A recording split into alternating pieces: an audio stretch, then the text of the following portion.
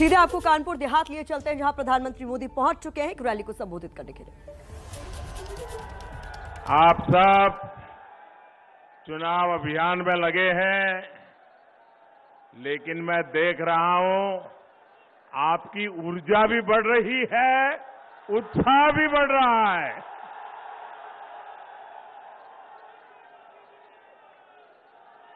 दिसंबर महीने में मैं कानपुर शहर में मेट्रो का लोकार्पण करने के लिए आया था और मैंने देखा हजारों लोग, माताएं बहनें मुझे आशीर्वाद देने के लिए आए हुए थे।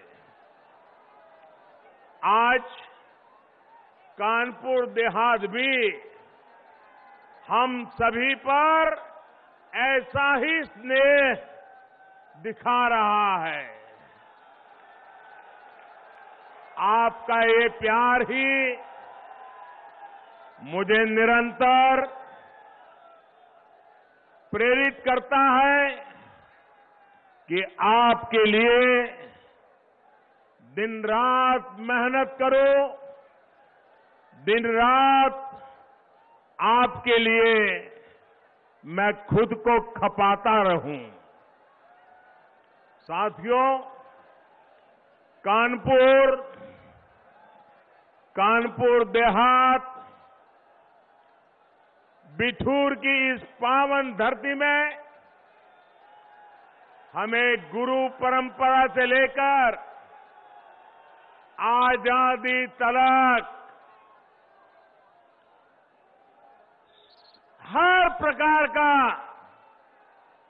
जीवन में एक ललक, एक जोम, एक कमिटमेंट हमें नजर आता है।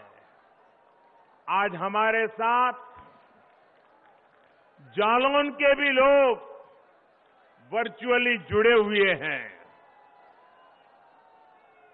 हाथ से बने रंग बिरंगे कागजों के लिए प्रसिद्ध जालौन की धरती को भी मैं प्रणाम करता हूं। साथियों, मैं कानपुर देहात का एक और वजह से बहुत आभारी हूं। कानपुर देहात ने अपने सपूत को देश के सर्वोच्च पद पर भेजा है।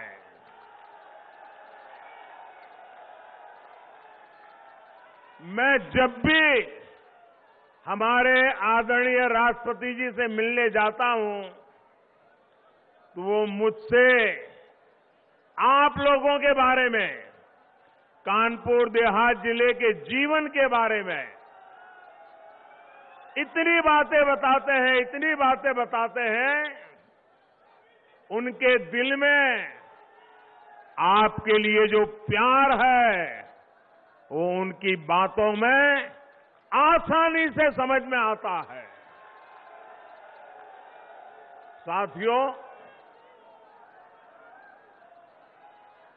साथियों, आज उत्तर प्रदेश में दूसरे चरण और उत्तराखंड में और गोवा में मतदान हो रहा है। मैं सभी मतदाताओं, विशेषकर फर्स्ट टाइम वोटर्स से आग्रह करता हूं कि ज्यादा से ज्यादा संख्या में वोट देने का उनका ये पहली बार मौका, उस मौके को जाने न दें, ताकि अपने जीवन में उनको याद रहेगा कि कितनी छोटी उम्र में पहला वोट डाला था।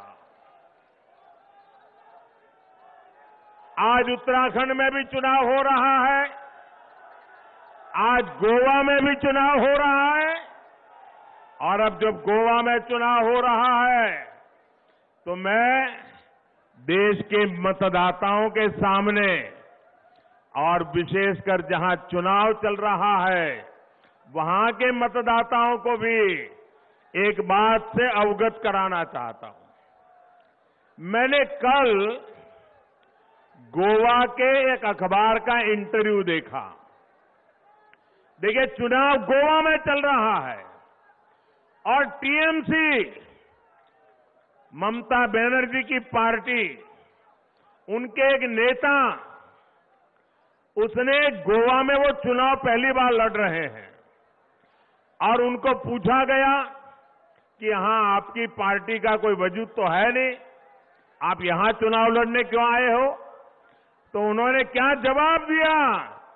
वो जवाब देश के इलेक्शन कमीशन के लिए भी गौर करने जैसा है, हिंदुस्तान के मतदाताओं को भी गौर करने जैसा है और मेरे उत्तर प्रदेश के मतदाताओं को भी गौर करने जैसा है।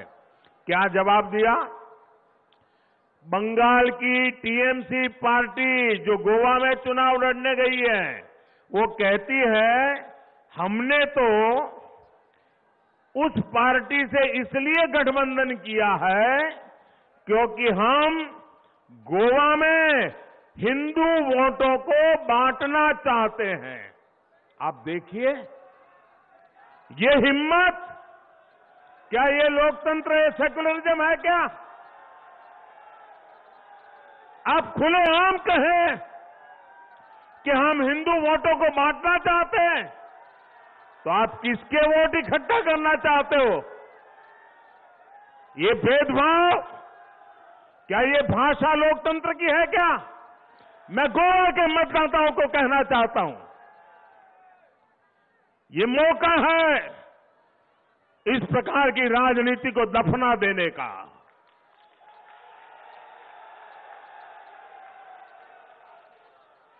मेरे प्यारे साथियों, उत्तर प्रदेश में दूसरा चरण का जो ट्रेंड आया है और पहले चरण की वोटिंग जो हुई है, इसने 4 बातें बहुत साफ कर दी है। पहला, भाजपा की सरकार, योगी जी की सरकार फिर से आ रही है, जोर शोर से आ रही है, गाजे बाजे के साथ आ रही है। दूसरा, हर जाति, हर बिरादरी के लोग, हर वर्ग के लोग बिना बटे, गांव और शहर बिना बटे, आज बिना किसी भ्रम में पड़े एकजुट होकर यूपी के तेज विकास के लिए वोटिंग करके पहले फेज में बीजेपी को बहुत आगे बढ़ा दिया है और दूसरा फेज भी बढ़ रहा है। तीसरा, हमारी माताओं बहनों ने, हमारी बेटियां ने बीजेपी की जीत का झंडा खुद उठा लिया है। माताओं बहनों ने सुरक्षा के नाम पर सम्मानपूर्वक जो जिंदगी मिल रही है, उसके लिए माताओं बहनों ने बीजेपी को जिताने का झंडा उठा लिया है। चौथा, ये पहले 2 चरण के आधार पर मैं विश्वास से कह रहा हूं, चौथा, मेरी मुस्लिम बहनें चुपचाप बिना किसी शोर शराबे के मन बनाकर मोदी को आशीर्वाद देने के लिए घर से निकल रही है। हमारी मुस्लिम महिलाएं, हमारी मुस्लिम बहनें, बेटियां जानती हैं कि जो सुख दुख में काम आता है वो ही अपना होता है। इन 4 बातों ने इन गौर परिवारवादी लोगों का चारों खाने पर चित्त कर दिया है भाइयों, उनको पराजित कर दिया है। यूपी के लोगों ने इन्हें 2014 में हराया, 17 में फिर से हराया, 19 में फिर एक बार हराया और अब 22 में भी गौर परिवारवादी फिर से हारेंगे।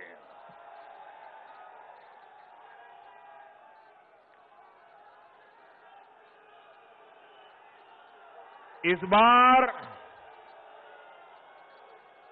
उत्तर प्रदेश में रंगों वाली होली 10 दिन पहले ही मनाई जाएगी। 10 मार्च को ही जब चुनाव नतीजे आएंगे, धूमधाम से रंगों वाली होली शुरू हो जाएगी।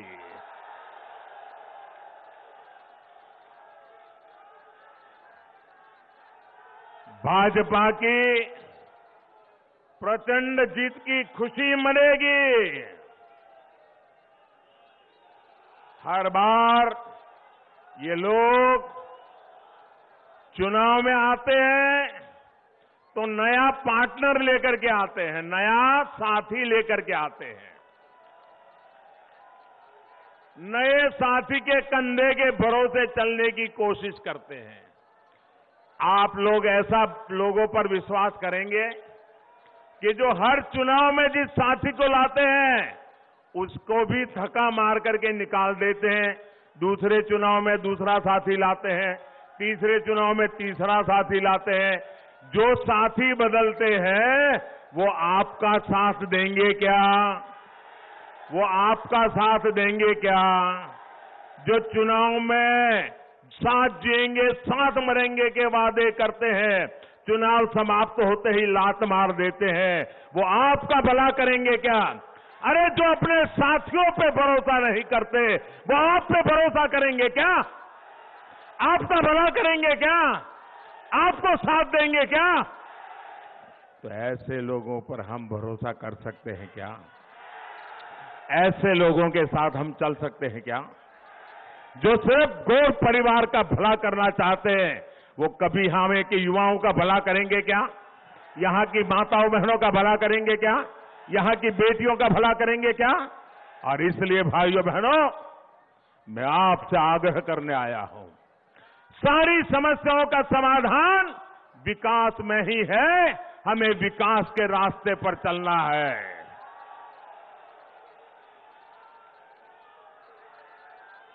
मतदाताओं को गुमराह करते हैं और पराजय के बाद में हार का ठिकरा जिसको साथ में ले आए हैं ना, उसी पे गले पर मर देते हैं जी। आप देखिए 10 मार्च के बाद कैसे ये लोग अपने नए साथी को कोसना शुरू करेंगे, दोनों एक दूसरे को तू मैं करेंगे। साथियों, पहले की सरकारों ने यूपी के सामर्थ्य के साथ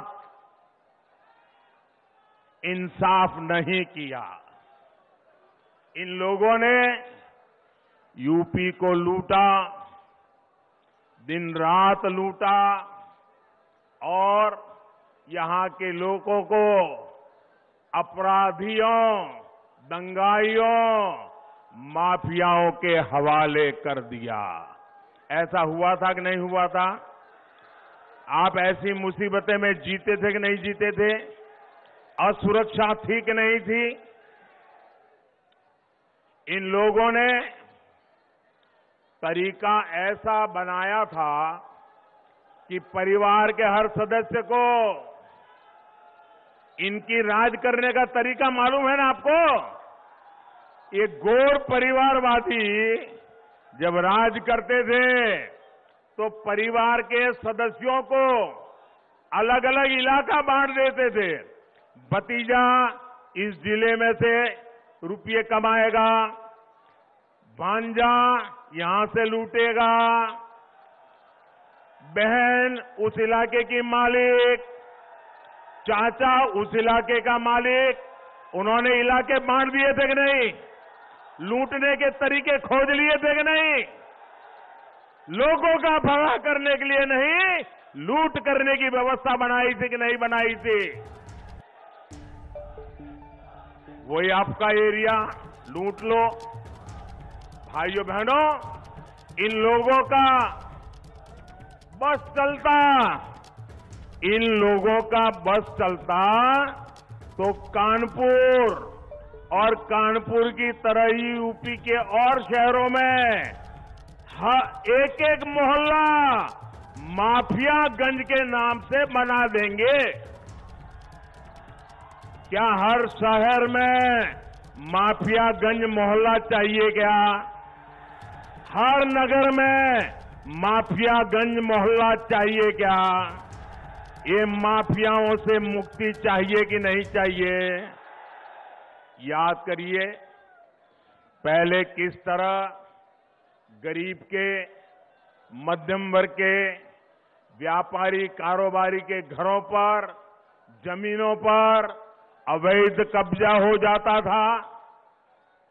योगी जी की सरकार ने इन भू माफियाओं पर ऐसी शक्ति दिखाई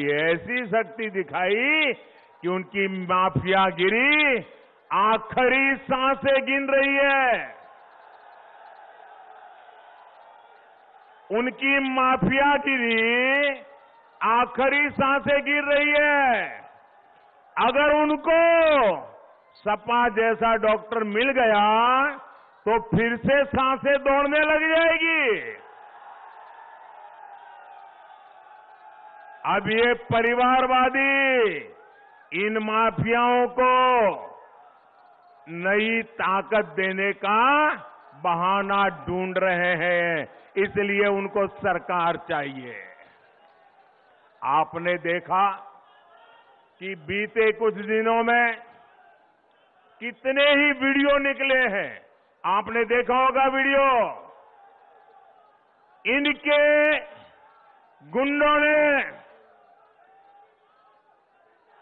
उनकी जो वीडियो आई है, उन्होंने पत्रकारों को भी छोड़ा नहीं है। भाइयों बहनों, पत्रकारों को भी बुरी तरह से पीटा है, क्योंकि उस पत्रकार ने सच बोलने की हिम्मत दिखाई है। यूपी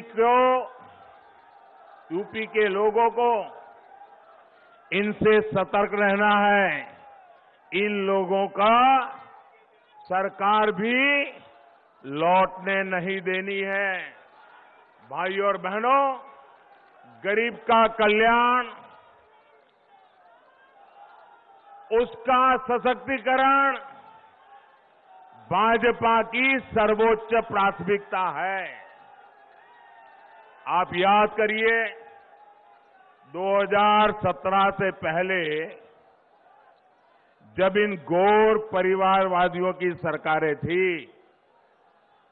तब आए दिन यूपी में राशन घोटाले की खबरें आती थी कि नहीं आती थी? राशन घोटाला होता था कि नहीं होता था? गरीब का राशन मार लिया जाता था कि नहीं मार लिया जाता? इन लोगों ने लाखों फर्जी राशन कार्ड बनाकर राशन माफियाओं का दांडव ऐसा पैदा कर दिया था जो गरीब को भूखे रहने के लिए मजबूर करता था। डबल इंजन की सरकार ने फर्जी राशन कार्डों के इस खेल को खत्म कर दिया। आज यूपी के करोड़ों नागरिकों को मुफ्त राशन का डबल बेनिफिट मिल रहा है, पूरा बेनिफिट मिल रहा है। यही कारण है कि 100 साल के बाद इतने बड़े संकट में, इतनी बड़ी दुनिया की महामारी, दुनिया की इतनी बड़ी बीमारी में भी गरीब का चूल्हा जलता रहा है भाई। और मेरी माताओं बहनों, संकट अगर आ भी गए हैं, ये मोदी है, मेरी गरीब मां बहन का चूल्हा कभी बुझने नहीं देगा। One nation one ration card योजना भी मदद कर रही है। अगर यूपी का कोई परिवार किसी दूसरे राज्य में जाए, अगर वो उत्तर प्रदेश से मानो गुजरात चला गया, महाराष्ट्र चला गया, कर्नाटक चला गया, पंजाब चला गया, तो उसको अब उसके राशन कार्ड भले यूपी का होगा, उसको पंजाब में भी राशन मिलेगा, महाराष्ट्र में भी राशन मिलेगा, मुंबई में भी राशन। एक राज्य से दूसरे राज्य कोई जाएगा, गरीब आदमी भूखा नहीं मरेगा। भाई और बहनों, डबल इंजन की सरकार का काम कैसा होता है? एक गरीबों को पक्के आवास की योजना में भी दिखता है। पहले की सरकार ने पूरे कार्यकाल में गरीबों के लिए घर बनाने में कितनी उदासीनता रखी। मुझे बताइए, भारत सरकार पैसे भेजे, गरीब को घर चाहिए, मोदी घर बनाना चाहता है, लेकिन 2014 में यहां ऐसी सरकार थी, वो गरीबों के लिए घर बनाने के लिए तैयार नहीं थी।